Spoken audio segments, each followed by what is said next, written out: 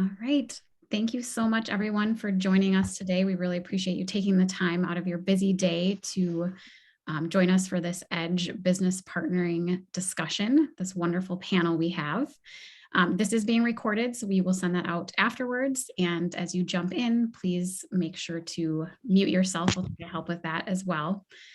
My name is Heidi Fish. I'm the Sales and Marketing Director at Northpoint Geographic Solutions.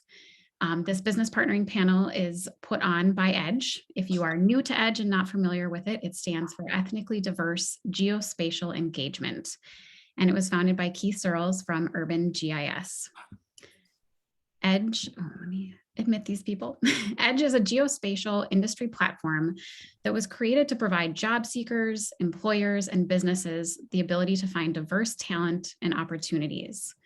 This site was created to help small businesses create more awareness around their skills and offerings so they can connect with larger firms to complete contracts and projects. So in addition to that business partnering piece, which is going to be the focus today, the EDGE platform also attracts and connects high quality, diverse talent with growing and successful employers. So there's the employer piece connecting potential employees with employers, and then the business partnering side as well. The purpose of EDGE is to build a network of people involved with geospatial enterprises from all walks of life who care about making a difference by assisting individuals and companies founded by people from disenfranchised ethnic groups.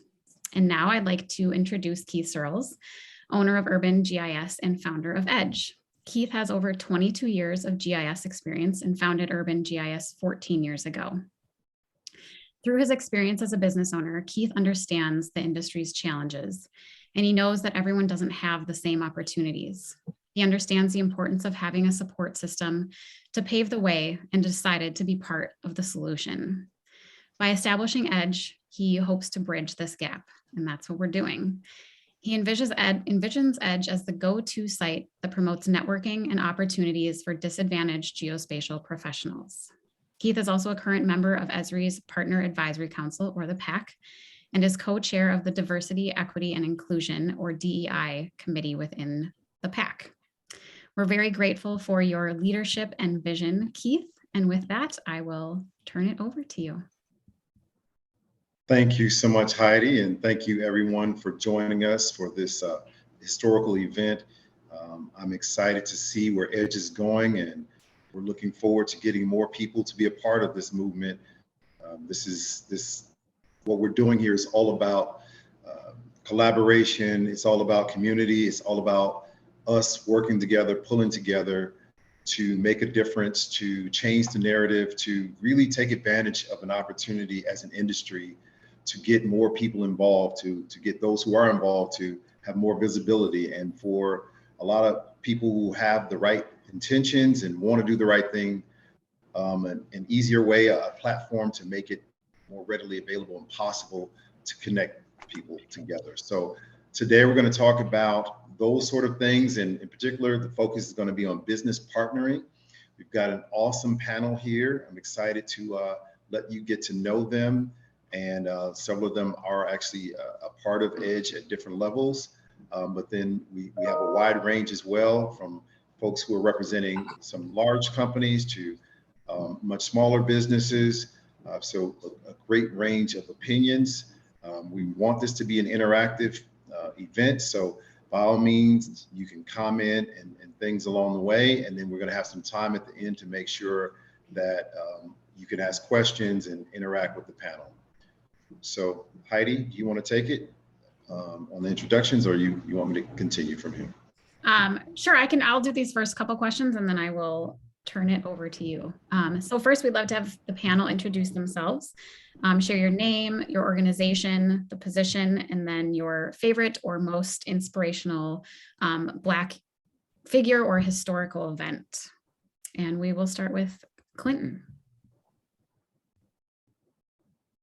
Hello, everybody. My name is Clinton Johnson. I use he, him pronouns, and I'm the lead for Esri's Racial Equity and Social Justice team. I'm also the founder and leader of the North Star of GIS, which, like EDGE, is focused on equity in the space of GIS. In fact, we see ourselves as trying to create a more racially just world through a more racially just GIS. And given that the name of our organization is the North Star of GIS, I'm sure a lot of people are probably thinking that that North Star is about that traditional sort of navigational guidance, just sort of in general, and that's a part of it.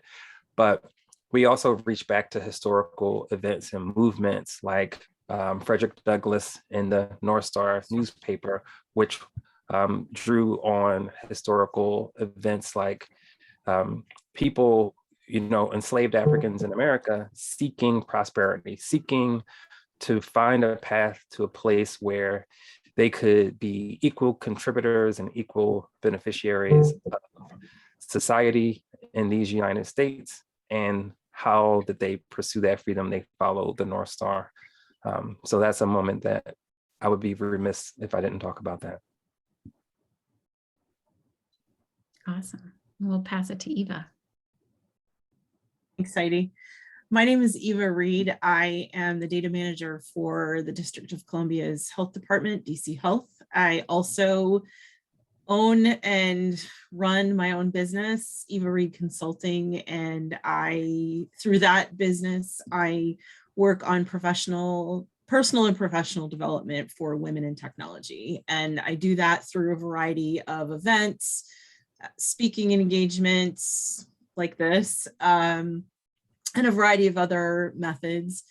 I picked Simone Biles actually as my important person, but I picked her not because she's a gymnast or an Olympian or any of that. I picked her because she has really, for me, shown so much courage in her stand on mental health and mental wellness. And I feel like that's a thing that we don't talk about in general as Americans. I think as humans, we've sort of created this idea that mental wellness is not a thing that we talk about. And she's had to become very prominent related to her own struggle and her own sort of path through. And so as a person who struggles with anxiety and ADHD, she just has been and I shouldn't say struggle with it.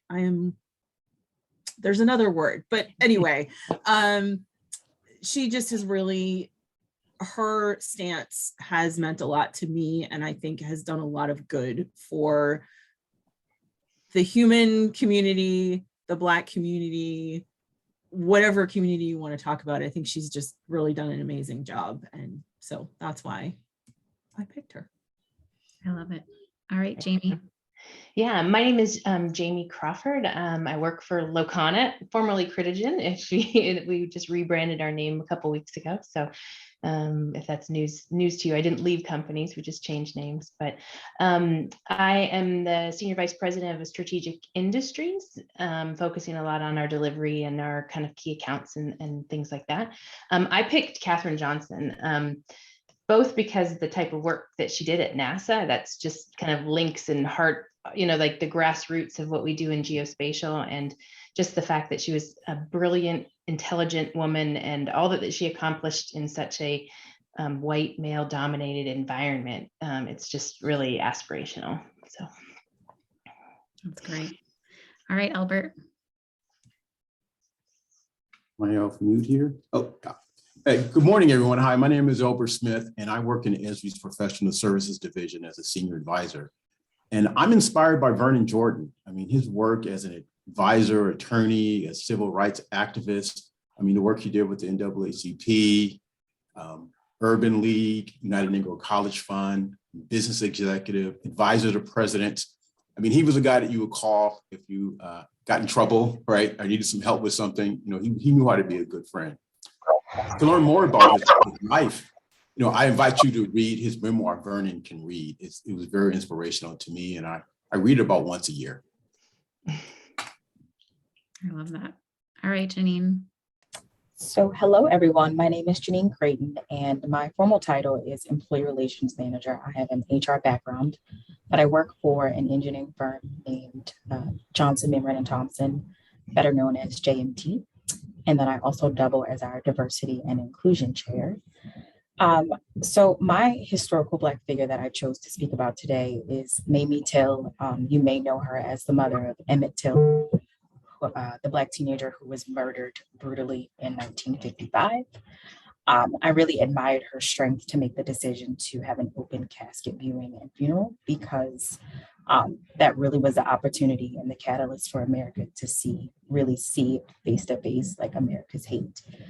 And I just admired her strength for being selfless and, opening up and showing everyone what was happening in her life, despite death threats. And I think that's important in what I look to doing DEI work. I think sometimes you get burdened with some of the pushback and people not necessarily wanting to see change. So it's kind of what I think about when I'm feeling discouraged or sometimes just burdened or tired. But that's my answer.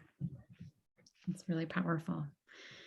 Okay, next we're going to let everyone share their personal pathway to diversity, equity, and inclusion. Although this is business focused, we felt like there's so much power in hearing people's personal stories and what has led them to where they are today and being a part of this panel. So Clinton, you want to go first again? Yeah, I'll go first. So when I think about my journey to first of all, through tech in general, through GIS in particular, and along the way intersecting with equity, with justice, with belonging, and what it really means to experience the opposites in equity, striving to feel included. I have to think about how I started in local government in my tech career, and in that space, in local government in general, Black people tend to be well represented, sometimes overrepresented in those spaces for a number of reasons, not necessarily in leadership roles, not necessarily in tech, not necessarily in GIS. And so in that experience that I had for about 20 years, I thought I knew what it meant when people were experiencing a lack of diversity in tech. First day of work, people were making racist jokes in the cubicle next to me. By the end of my career, I was the first of things, not the first Black of things, but the first of things, and still very often alone. But when I got into mainstream tech industry, that's when I really understood what people were experiencing. When I was 100% of the Black staff at our Philadelphia office, and where Philly is, 45% Black, has been that way my whole life. It just didn't make sense that I was somehow the only Black person qualified to work there. It just didn't make sense.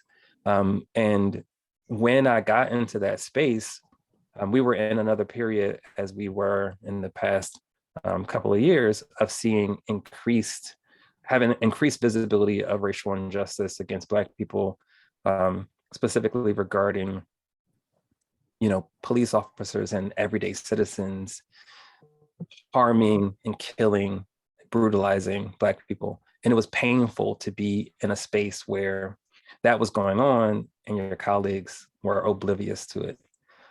At the same time, I was dealing with a lot of customers who were trying to increase equity in their spaces. Every single city that I've ever worked with to date has verbally expressed to us a need to invest in equity, to identify those policies that were creating racial disparities for citizens in their jurisdiction. And I didn't see GIS professionals always ready and eager to step up. So we knew it was important to create spaces for professional growth, but also for healing and community for Black folks. We knew it was important to bring more people who look like us into those spaces. But we also knew it was important to try to hone and focus the energies of the complete ecosystems that are STEM and geography and GIS to focus on equity, to focus on equity as an industry, to focus on equity as our ecosystem of practices, and to focus our tools and data on equity as well. That's my journey. I guess I'm next. So I'm going to start by saying that I literally in my entire life have never not known a time when I wasn't the only. I'm an only child. I am the product of an interracial marriage. I am a woman in a male-dominated field. And if you want to talk about that as tech, science, GIS, you name it.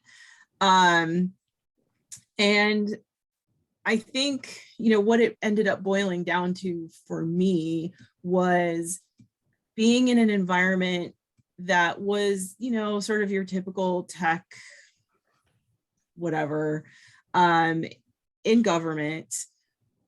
I was the only woman on a team of 25 people. Then that increased to 40 people, and I was one of 3. And I was the only technical person out of those 3 for a little while. And I just wasn't seeing people that looked like me.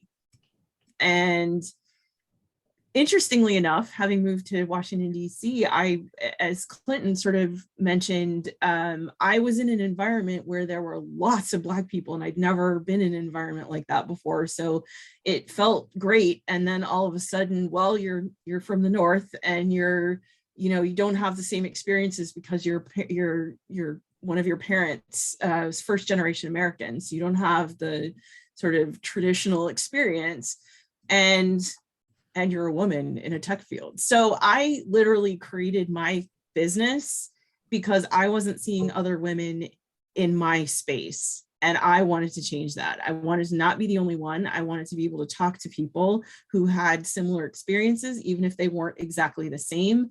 And I wanted us to see each other.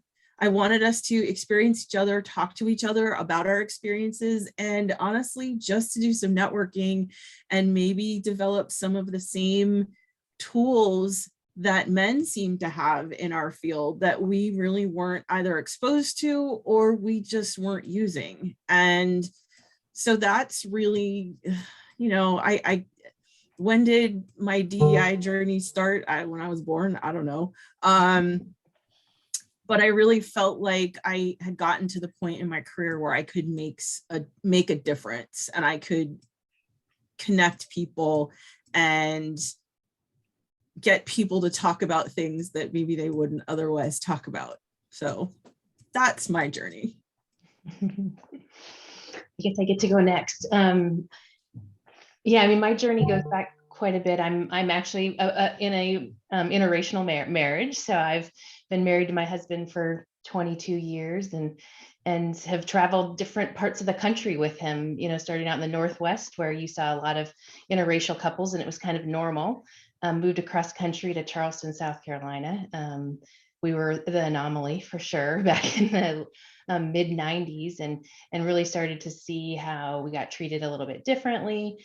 Obviously got to know his family extremely well, based in Cincinnati, and became the only white person in a lot of neighborhoods, and put myself in other people's shoes to know that is a different feeling, and a lot of white people don't ever get kind of put in that situation. So I've obviously been an ally. I'm trying to do what I can to open people's eyes and perspectives and expose my family, my friends to experiences that,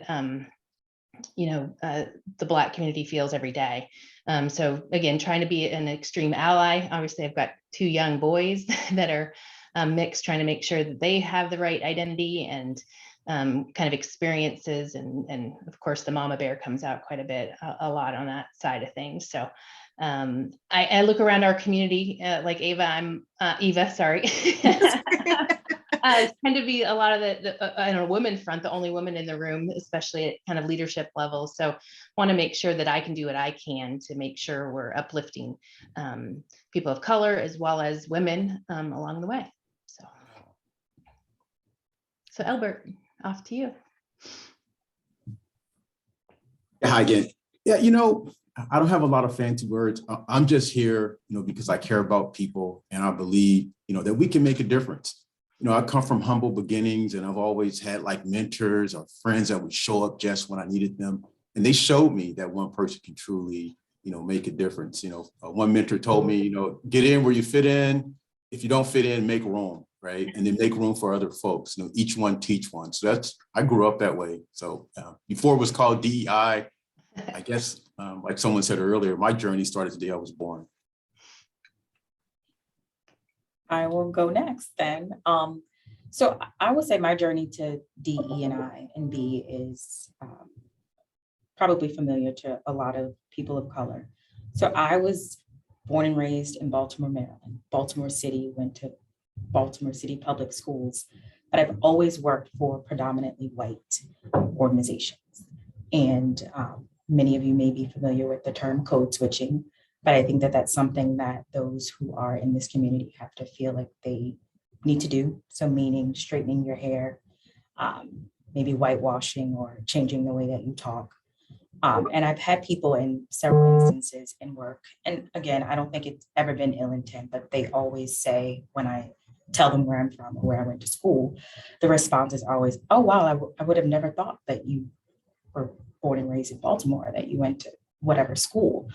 So really for me personally, I think I really just want to change the mindset of those that come into contact with people of color, that just because we're from a certain place or space that, you know, you don't have to think of us in that regard. So I would say that's my personal journey to diversity, equity, inclusion. Thank you all for sharing those stories. They're so powerful. And I love the diverse perspectives that everyone comes to the table with. We all have a unique story. So let's shift more into the business side of things. I'd love to know what your organization does in the DEI space and what your role is personally. You can speak to both of those questions or just one or the other, whatever feels best for you. So we will kick it back to Clinton. Yeah, I really, first of all, I resonate with a lot of what everybody else said. Each one teach one is a concept I remember, you know, often introducing to people in spaces where folks typically didn't have my same background. And I was born in Baltimore, raised in Philly. So a little kinship connection there. Anyway, so I think I'll start with the North Star GIS. That's a 501c3 nonprofit today, but before it was grassroots organizing across the GIS community. Some of us within Esri, several of us outside of Esri, just sort of organizing to try to bring change. What Esri gave us space to do was to operate as what they refer to as an employee resource group. So we set up an employee resource group, and through that employee resource group, we took all that we learned about what other organizations were doing to tackle issues of racial injustice at the intersection of all other systems of oppression, and we built things that we would think of as a framework and tools and practice around the use of GIS to advance equity, and that grew into the racial equity and social justice team at Esri.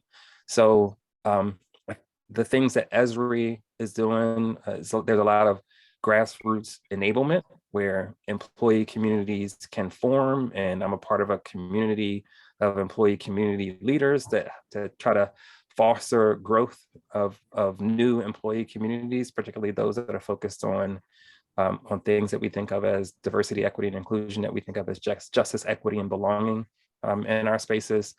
And through the North Star of GIS, that 501c3 nonprofit, we try to be a bridge to connect Black students with opportunities in GIS. We try to provide guidance to help people benefit from all that we know from a diversity, equity, and inclusion perspective. Several of us on our team have certifications to guide the way to intersectional racial justice. We try to shine a light on folks who look like us, who are doing great things in GIS. People will say that they don't exist. We consistently hear that we don't exist or they don't have talent, but we're all here. I think this panel is reflective of that. So we try to magnify those Black GIS stars and bring attention. And through our events platforms, we try to showcase that talent. We want to be a stage where others won't build a stage. And of course, we want to be a community of communities connected with other orgs like EDGE. And Esri provides space for a fair amount of that grassroots activity. Awesome. Eva? There you go. It had to happen. I'm glad to be the first one. So I'm going to speak mostly to my business, because what I will say about government, I'm not speaking about DC Health specifically, but in government in general, my personal feeling is that government doesn't do a great job of DEI. I think there are built-in pieces. So everyone has to take, the EEO training or the, sexual harassment training or whatever. But it's sort of one of those things where you dip in and then you dip out, and you don't really have to think about it again until the next year you have to take the training. It's not, at least what I've seen, and I will say, let's see, I've worked for 5 government entities at this point, and I've never seen a great program. It's not to say that they're not out there, but I think government could do a lot better. And I've worked at all levels of government, so I'm saying that in a very general sense. I think there are people inside government who are trying to change that. And I know that was one of the reasons that I even started my business, was really trying to start a grassroots effort inside of my organization. But the structure was not there. The structure was not already in place to make that happen. And it was like, I just don't have the energy for this. So when I started my business, again, as I said, I really started it with the idea of just trying to be visible and helping other people to be visible. And, it kind of just snowballed from there. I think, I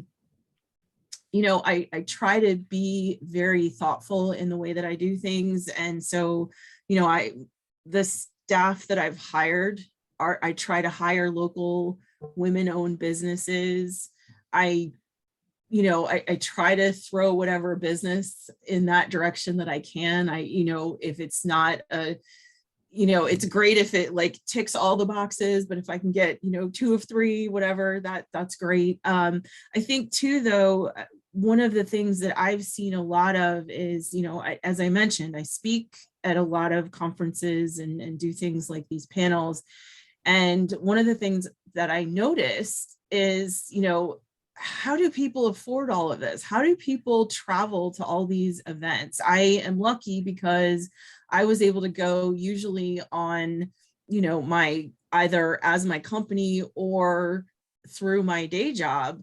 And so someone else was paying the bill. But like, if you're a single sole proprietor person and you don't have the funds, how do you do this? So one of the things that I'm doing with my business is creating a nonprofit in which called Tech Women's Collective. And we're going to be raising money to help send women and other people who are underserved to conferences. Hey, you want to go to a conference and you're doing a speaking engagement there? We can give you $1,000 to get you there. We're working on how to fund all this, but that's the kind of thing that I want to do. And that's the kind of thing that I would like to see other organizations doing. It's not necessarily just about, contracts and giving people the ability to do a job or this or that. It's supporting all of this other stuff that we sort of take for granted. Like, can I afford to go to that conference? I was asked to do a keynote last week, and they said, well, we can't afford to pay you, but we'd really like to have you come. And I was like, right now, there's not a way that I can do it because my budget is already, done for the year. But if you can do it virtually, I'm happy to. But wouldn't it be nice if I could go to someone and say, hey, I've got this great opportunity. It's a good opportunity for my company, et cetera, et cetera. Is there funding available for this? So, I think there are a lot of ways we can do it, and a lot of ways that I feel like I can help. And, even if it's just organizing a way for other people to do a thing, I think that's really useful. And I think we should not overlook some of the smaller things that we can do. Sorry, it's a little bit of a soapbox for me, but no, I'm also not sorry. So anyway. No, all good information. And actually, I'm going to jump in and say that for the next three panelists, I know your backgrounds, you all have the ability to partner with or steer business or be a part of small businesses having more participation with your company and other organizations. So as you answer this same question, maybe kind of take it from a business development perspective as you talk about what happens within your organization and your particular role within the organization with respect to DEI and business development. Great, thanks, Keith. Yeah, I mean, Locana is fairly new in our DEI journey. We're about a 200-person company, and up until a couple of years ago, we didn't really have we didn't have a DEI program. And about 18 months ago, I think when, on the heels of George Floyd being murdered, it kind of awoken a lot of our leadership at our company that we really needed to do something within our company. So we decided we need to put some time and energy into the effort. We are still forming and storming and kind of figuring out how to have an impact internally, but we have started a DEI council with a representative sample from our employee base, as well as created a bunch of ERGs. We didn't have any of those before, so we have a BIPOC ERG, women's, veterans, and I think LGBTQAIA. So we're making some efforts. We still have, I think, a long way to go, but we're also looking at opportunities to make sure we're teaming with other companies. And I think that's where it's a little bit challenging. And I think where Edge can help out is trying to connect the larger geospatial companies with some smaller ones to make sure that we have opportunities to learn from each other and connect with each other. A lot of it's done through networking and grassroots right now. It's not like there's a big database I can go to. I mean, Esri has some of them to find them, but then you have to figure out, can you guys work together? Do you have enough overlap that you can be productive working together, but not so competitive that you're teaming with a competitor, right? So there's a balance that you have to find. And so I think with the Edge program, that's where we're really looking for teaming opportunities and not, I think there's a lot of government RFPs that come out that require it. And I think that's helpful, but we shouldn't always have to wait for those to make those opportunities. So I think I'll go ahead and pass it on to Elbert now. Yeah, thanks, Jamie. So I work in Esri's professional services division, and we formed a DEI advisory council back in August of 2020. And our main goal was how do we make Esri a better place to work, and more importantly, a better place to work with? And that's one of the central things that our focus is on is how do we, expand or make our subcontractor ecosystem more inclusive, right? And so Esri, if you don't know a lot about Esri, and I'm fairly new, been here for about 8 years. Esri is built on and collaborates on the speed of trust, right? Because when we partner with someone, it's kind of our reputation out there. And Esri, one of the things that I like about Esri, we'll make it right. So if one of our partners go out there and do their best and they still need a little help from Esri, Esri will jump in. And because of that, we like to work with folks that we trust. But then if you combine that with how do you get some of the businesses that have not traditionally been part of the Esri ecosystem, and some of the communities that, maybe need an opportunity. Well, we never worked with you. How can we trust you? So one of the things that we're trying to do as my role in the DEI council is to get companies aligned geographically in areas, businesses that, like I said, have traditionally not been involved with Esri. How do we get them the opportunity to come to the table to be heard? And it's been a struggle so far. We keep metrics and still, it's still some of the usual suspects in terms of the businesses that we work with, but we're working hard. We keep metrics, we're reaching out. There's a gentleman named Fred Valdez. His main goal is to report back to the division director as to how we're doing. I partner with Fred. We'll meet with folks, but at the end of the day, it's the Esri middle managers who will be on the hook for delivering, right? And they're so used to folks who have delivered in the past. So one of the struggles that I have and I'm working on is how do we convince them, to take a chance on someone, right? If we're going to support them anyway, why not give them the tools to make them successful? So it could start with just getting introduced to the right folks, networking, build that trust. If you're having issues, there's folks you can call like me. There's been a few folks who have called me and said, hey, I didn't even know you worked at Esri. I just wanted someone to talk to. And so I've been trying to make handshakes. I think I met with Keith and his company, to kind of say, here's some opportunities, tell us more.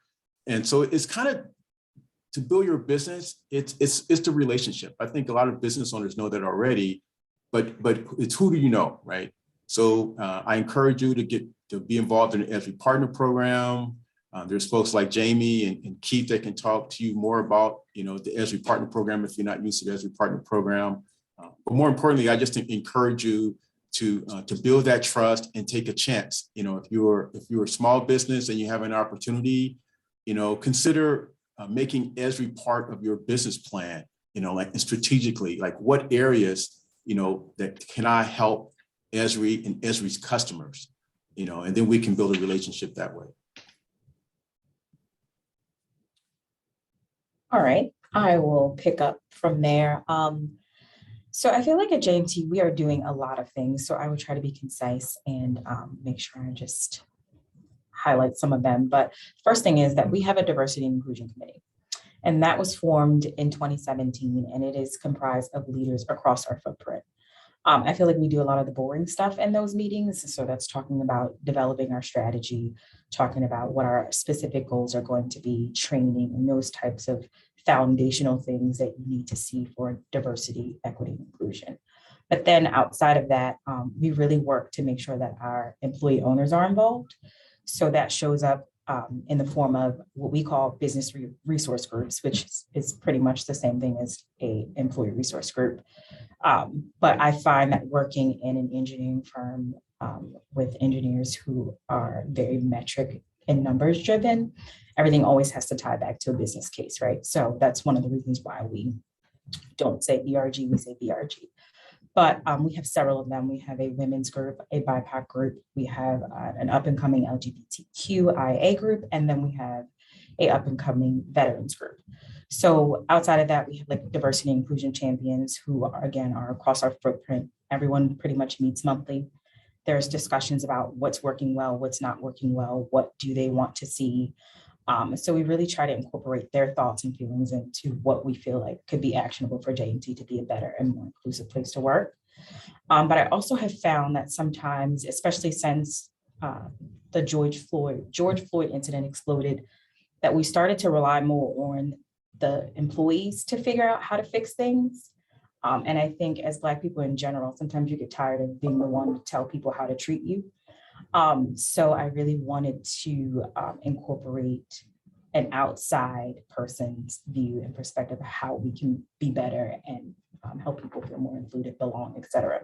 So we brought on a diversity and inclusion consultant this year, and we've been working with her since January to really talk to leadership and figure out how we can work on our leadership and help them figure out how they can help us, as opposed to us always telling them what we want done. So that's been great. And those are the key things I think that have been what we've been doing. Janean, I know Thank you. Oh, go ahead.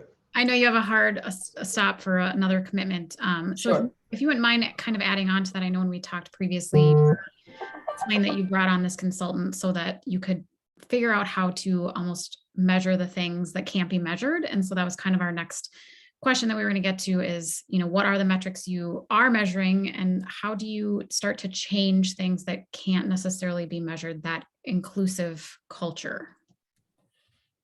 So one of the things that we do, because again, this is a very data-driven type of organization, we do a engagement survey. So year over year, we've been doing that for the past 3 years. And in that engagement survey, there are specific diversity and inclusion related questions. So we measure those against each year, and that's been helpful. And then we've also talked to specific stakeholders, focus groups to figure out what types of questions we should include to help measure. I think the funny thing about diversity, equity, and inclusion is that sometimes it's more of a feeling, like, do I feel like I belong in this space? Like, what matters to me? And I'll tell a quick story is that I always tell to leadership that, everyone should be able to feel like they can come to work and not have to fake it, right? Like I have a coworker who was a lesbian and didn't want to talk about what she did on the weekends because she didn't want people to feel like her family was odd, or to have to explain away that, no, I went with my wife. And they're like, your wife? You know what I mean? So it's more of making sure that people feel like they belong. So we are having lunchbox talks and sessions. Like today, our BIPOC group held a lunchbox talk with a leader in the Black mental health space who took an hour and a half to just talk through some of the things that are going on in the space of mental health.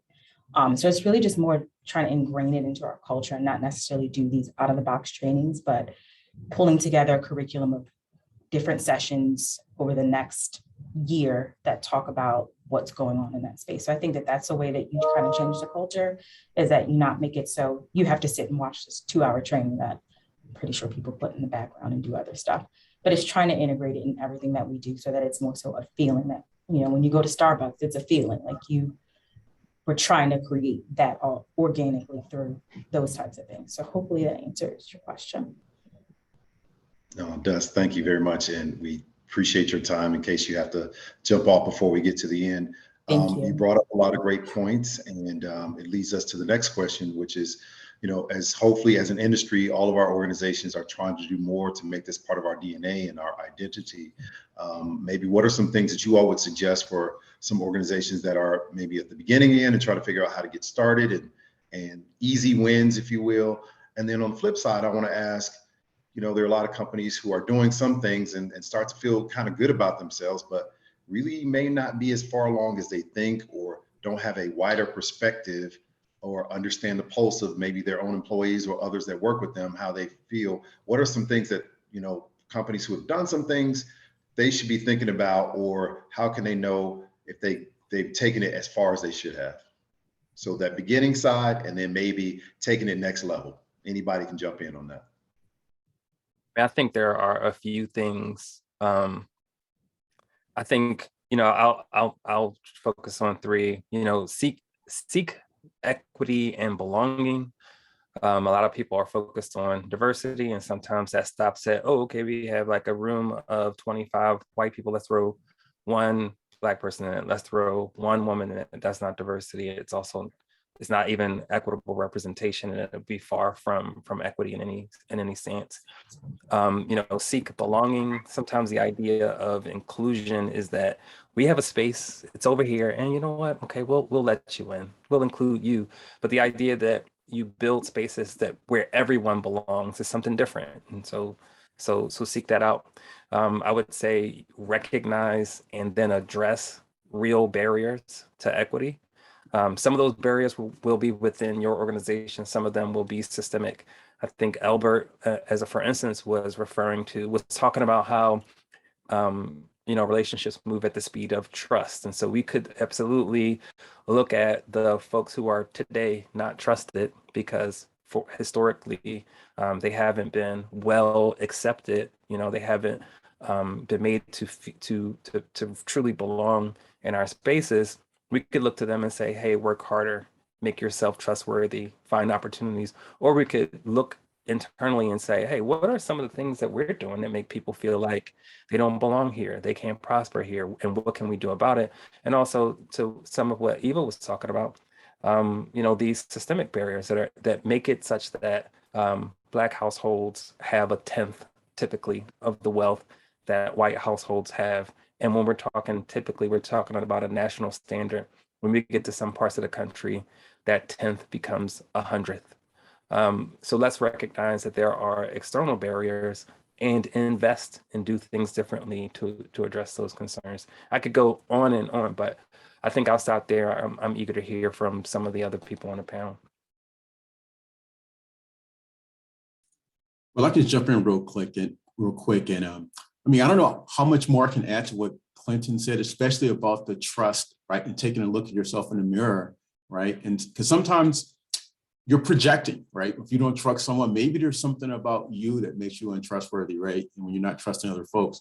The other thing is this whole concept of culture fit. I hear that sometimes, like, you know, especially when we're considering companies or individuals, will they be a good fit for our culture? So maybe you need to take a look at your culture and just see if there's something about your culture that can expand to make it more inclusive, to get more folks in, to make you more trustworthy, not just necessarily the company, because I think there's a lot of good talent out there. I met a few along my journey here since I've been working with the Esri partner community and getting to know folks.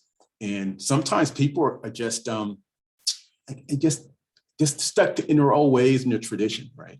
So it's time to throw it out the window and just kind of just have like an open dialogue about how we can do to move things forward. Sort of like what we're doing here, especially when it comes to in the subcontracting area, right?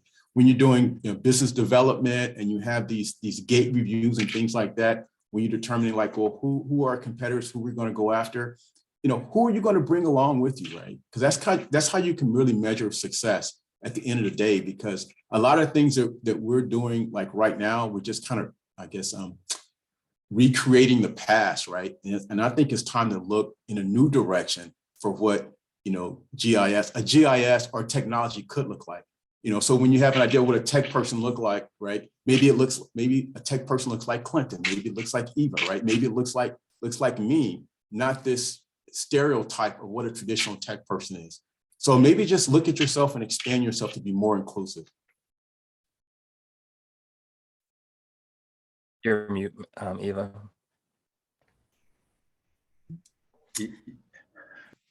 I had a whole other thing I was going to say before Elbert started speaking, but you brought up a couple of points that I just feel like are so important. Yes, we need to provide opportunities for people to do the things like to go to the conferences, to have access to being able to apply for a particular contract, all those sorts of things. I had this really interesting, I was responding to actually a Facebook post the other day, and this woman was saying how she had been pulled into her VP's office and they said, you did a lot of really great work this year, but we really feel like you need to include more, and the word they used was gravitas, into the way that you work with other people. And so I'm reading this and I'm like, I know what gravitas means, but what the heck are they trying to say? And I'm sort of processing it and I'm like, yeah, I know what they're trying to say. And they're basically trying to say, well, you need to act more like a dude. And I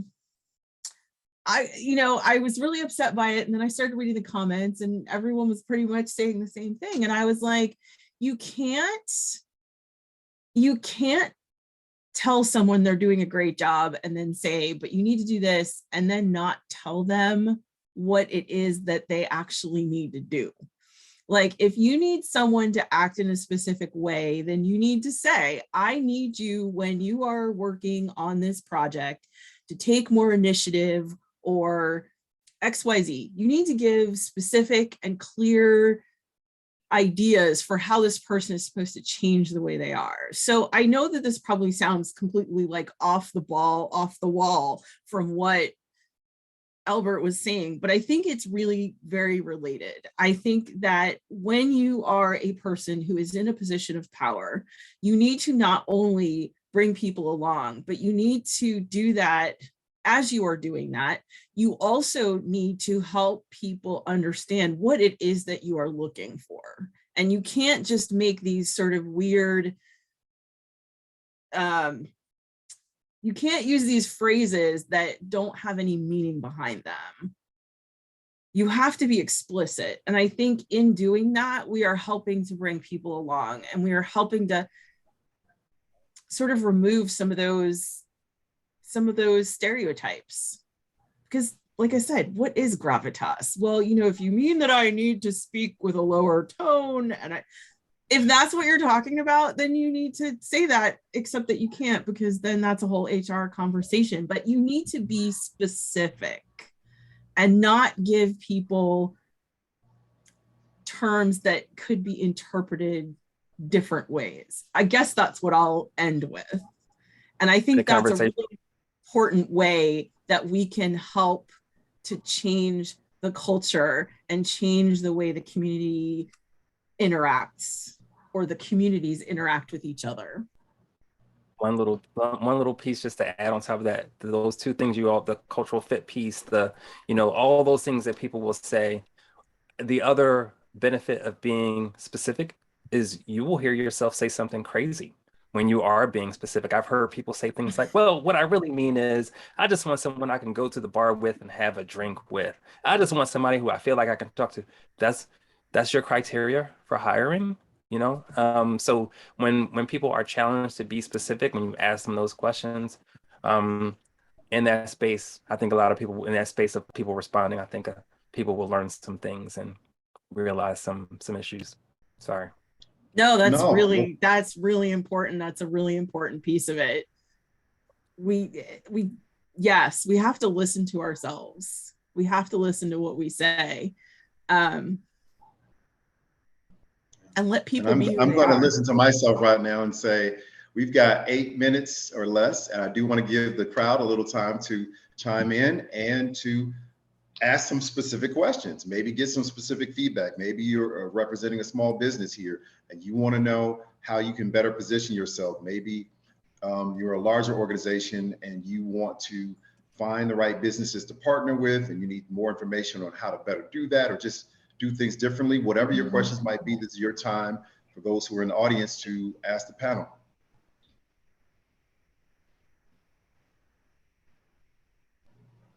No need for shyness, just jump right in. Heidi, you can kind of manage it and maybe Yeah. people up. Katie says, love to follow up to someone's vague comment to say, oh, I think this is more of a comment than a question, but what did you mean by that? Or can you explain that more, please? So yeah, really, when they make those vague comments, please clarify. And then read the next sentence. Yeah, and watch them hear they're crazy, like Clinton said. Yeah, I mean, it's one of the things that we've talked about during a lot of our EDGE presentations is that a lot of this starts with us as individuals, right? Looking in the mirror and our own implicit biases and the things that we're saying and, really checking ourselves. And that's when it pours over into our businesses and as employers and the partnering opportunities. It really starts with us as individuals. While we wait for questions, I was gonna say while we wait for questions, like one of the like the most painful things that I've watched over my career is seeing people try to be like someone else, and when the bias is rooted in social identity, like you have a stereotype or you racialize somebody and you've decided that therefore they need to behave a certain way, or that when they behave a certain way, it means X, Y, or Z. It won't matter if a woman then tries to be like a man. It won't matter if a Black man tries to model the behaviors of a white man. It will still be taken wrong. I've seen people, there's a guy I used to work with who would wear the same clothes as our manager. He would roll up his sleeves at the same time of day in the same way as our manager. It didn't matter. People hated him for exhibiting the same behaviors as somebody else. I've seen women try to talk the same way that the quote unquote guys do.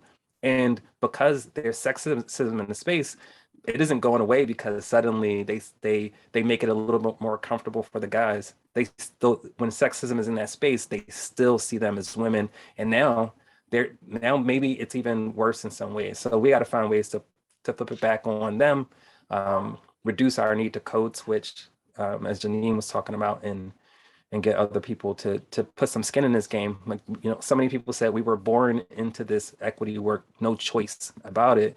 Really everybody else was born into it too. Just for them, it's been this coasting through not having to deal with some of these additional barriers and burdens. I want to jump in and say, I think we need to have another Eginar on this topic because there seems to be a lot of good thoughts and even some of the questions are in this space. So I'm going to table some of that for then. And obviously you two are going to have to jump back in when we do that.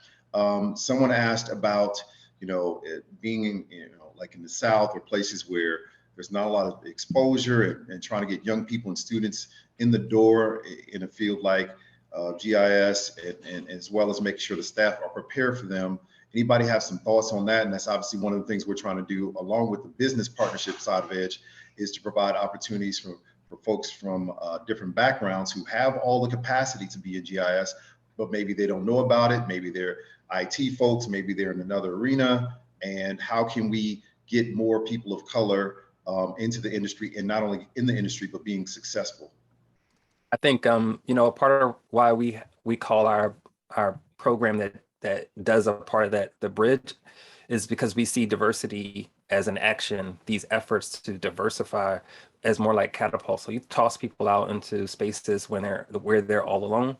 Like you said, Keith, like there are people who have all that they need. And I think we've talked about a bunch of this, you know, whether in this conversation or otherwise, people have all that they need. Bias is in the space, and now it's presenting barriers. So I think teaching at the same time we're teaching, you know, Black and brown folks, women in that spectrum in particular, about opportunities. I unfortunately, we also need to educate them about how to navigate these biases, right?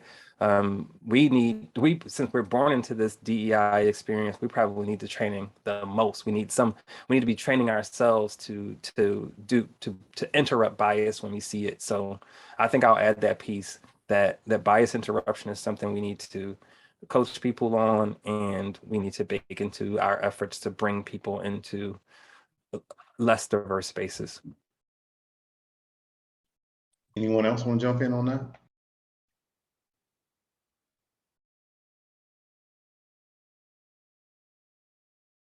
Okay. Oh, you muted. Any other questions from the audience that we can, can we unmute people? Because some people might be doing it just via the chat. Otherwise, we'll close it out and try to be respectful. Any quick one? There are some good questions in the chat. We need a whole nother hour, so I hope everyone can stick around. Well, here's the promise. We're trying to do this on a consistent basis, because we know a lot of what will spark action is just having conversations. It's having people at the table. So please, for the next one, invite as many people as you can. And this is people from all walks, people from different areas within your organizations, outside of your organization. If they care and they're passionate about seeing change happen. And we know in this industry, you know, while there's a lot of challenge here, there's a lot of opportunity. There's a lot of impact possibility. And, you know, we're all just one person, one woman, one man. But if we all come together collectively, we can do some amazing things. And so if you haven't already, please join EDGE on the LinkedIn group, check out the website. And if you have students that you're representing or people who are in the industry, let's build up our resume portal. If you are a company that has project opportunities and you're looking for you know, potential partners, put that out there. And if you own a company, definitely get yourself out there. I mean, this is pull marketing. We're talking to folks who want to do the right thing and who are often looking for great companies to work with, but they don't know where to find them. Well, we're going to remove that barrier. We're going to make that easier, but I need everyone's help to do that. So, you know, hey, Keith, can I add 10 seconds real quick, Keith? Yeah, you know what? We don't have to wait for another Edginar or webinar or whatever. If you want to reach out to me personally, I love people. I love to continue the conversation. You can connect with me on LinkedIn. My email address here at Esri is Elbert_Smith@Esri.com. You know, I'm down to earth, right? I'm from Compton, as we say, you know, we chop it up. So if you want to chop it up with me, just connect with me. You know. Come on, man. Snoop and Dre represented, right? Everybody else, closing remarks from everyone real quick. Well, I will say I dropped a bunch of links in the chat, and Keith already alluded to them. If you can go to the EDGE website, and if you feel like putting your business profile on there makes sense for you, or putting your resume on there, or if you don't feel like you quite fit into those buckets, but you want to stay connected to EDGE, please just put your email address into the pop-up box. And then that EDGE LinkedIn group, you know, so we didn't get to all of these questions today, but we want that space to be an interactive space where we're asking real and raw questions and can help provide ongoing conversation and solutions for everyone. So if you didn't get a question answered, please feel free to drop it in that LinkedIn group. And then the other link that's in there is a business diversity survey. If you could take a few minutes and complete that survey, it will really help where we're going with EDGE and how we can better serve, you know, the companies that are engaged and on that platform. So with that, I will pass it to any final comments. I just wanted to say that I think it's awesome. I see a lot of names that I recognize from various other events, and I just wanted to say, obviously, y'all are interested and engaged in the conversation. So I just encourage you to continue to have that conversation. And even if you are just talking to one person or showing up on an event and just saying, you know, hey, I was here at this thing and we talked about XYZ, I encourage you to do that. Don't let yourself get in your own way of doing the good work. Likewise, I would say, don't let any sense that the industry, the space you're in, or the company you're in doesn't support equity, justice, or belonging. You're in it. If you support it, then be a part of that movement that tips the rest of the industry to the place where it needs to be. That's something any one of us can be a part of doing, and you all are a part of doing it even right now. Awesome. Great words, great panel. Thank you so much, guys. I think the only bad part for you is you do so well. You know I'm going to call your number again. We're going to come back at this and do this again. So everyone, thanks for joining. We'll catch you on the next one. Take care. Thank you.